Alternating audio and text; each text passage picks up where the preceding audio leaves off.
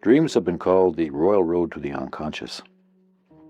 We'll be traveling down that royal road, but first we're going to look at a map. C.G. Jung discovered that in the apparent chaos of dreams, there are recurring figures and motifs which he documented and named. These landmarks are easily recognizable, and they act as reference points in dream interpretation. Once seen, then dreams begin to make some sense. But there's nothing to interpret if you haven't got a dream.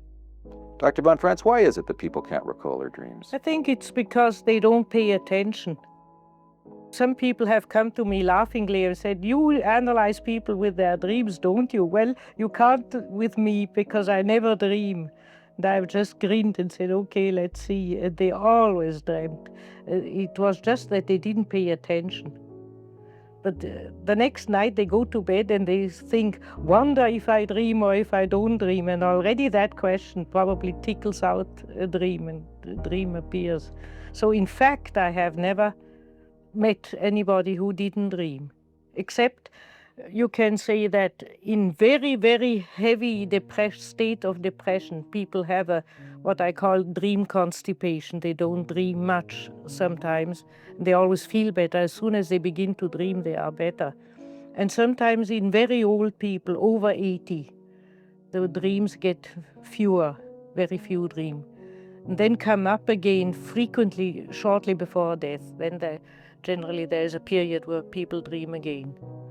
What happens when people don't remember their dreams? What happens to the energies? What happens to the feelings that aren't expressed and the potentials that aren't realized?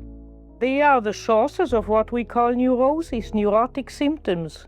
The most general neurotic symptom is restlessness that isn't yet looked at in modern times because everybody is so restless. It isn't looked at to be a neurosis, to be restless, but it is actually.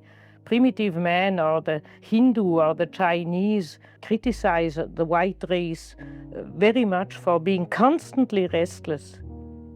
And you can see that those are those energies which, because we are not connected with the dream world, with the unconscious, we have a surplus of bottled up energy which makes us fuss around all the time.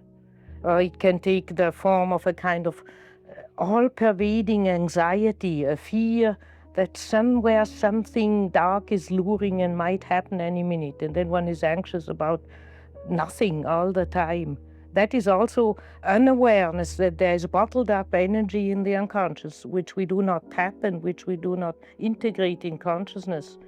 Irritability, aggressiveness, over-sexiness, or a feeling of complete meaningless emptiness. All the different symptoms of different neurotic diseases come from that. So we can say if you are not connected properly with your own dream life, then you are liable to develop some kind of neurotic behavior. The ego, the part of us that says I, is connected to the deeper center of our being, what Jung called the self. When that connection is nurtured and becomes increasingly conscious, energy and meaning flow from the self into the ego.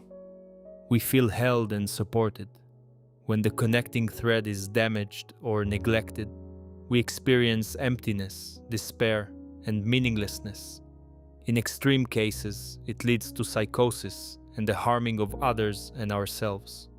Marie is bringing up our modern restlessness and irritability, the sense that life is gray and that we are full of anxiety about nothing in particular. These are some of the visible expressions of losing contact with our own souls and with the background of our being. Jung, in a 1939 talk to a gathering of pastors in London, said this: "Man is in need of a symbolic life, badly in need. We only live banal, ordinary, rational or irrational things. But we have no symbolic life. Where do we live symbolically? Nowhere."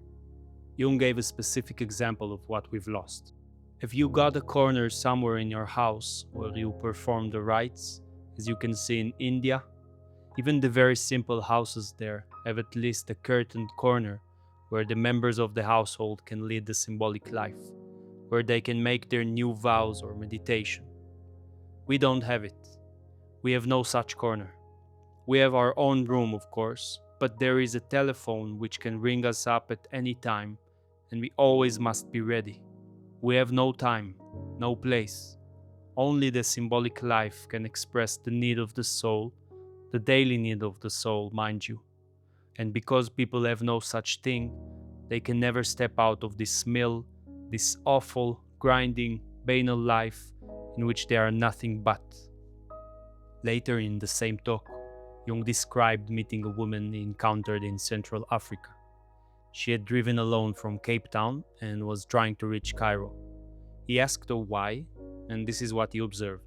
I was amazed when I looked into her eyes, the eyes of a hunted, a cornered animal, seeking always in the hope of something. She is possessed. And why is she possessed? Because she does not live the life that makes sense. That thing in you which should live is alone. Nobody touches it. Nobody knows it. You yourself don't know it. But it keeps on stirring. It disturbs you. It makes you restless, and it gives you no peace. 80 years after those words, and 40 years after Marie's interview, our souls are more in need and more restless than ever. Jung said this in 1939, when the telephone meant a single device sitting on a hallway table. Imagine what he'd say now when that device is in our pockets, lit up, vibrating 100 times a day. It's easier to reach us than ever, and at the same time, how reachable are we really today? We rarely sit long enough with a feeling to let it become an image. A few years ago, while training my dog with a clicker, a tool that makes a distinct sound when the dog does something right, I realized how trained I was by the sounds my smartphone made. I saw that I was being conditioned in the same way, and I didn't like it. I switched to a dumb phone and used it for a year and a half. The silence was immediately a blessing. Time opened up and I became more present with myself and the people around me.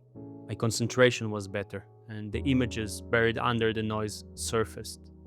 Old memories, dream fragments, difficult feelings that had been waiting for me to witness and feel. It was painful, meaningful, and brought a lot of calmness and relief. An image keeps coming back to me when I sit with all this. A child who has not been seen for a long time, split off emotions and inner images, memories and pain, all in need of my conscious attention. A neglected child does not go silent. A neglected child makes a mess. Compulsion, anxiety, addiction, the violence we do to ourselves and those around us through our denial and lack of inner work. It's the mess of something inside of us that has been waiting patiently and then less patiently for us to turn toward it. So I would leave you with a question. Where in your life are you giving attention to the inner world?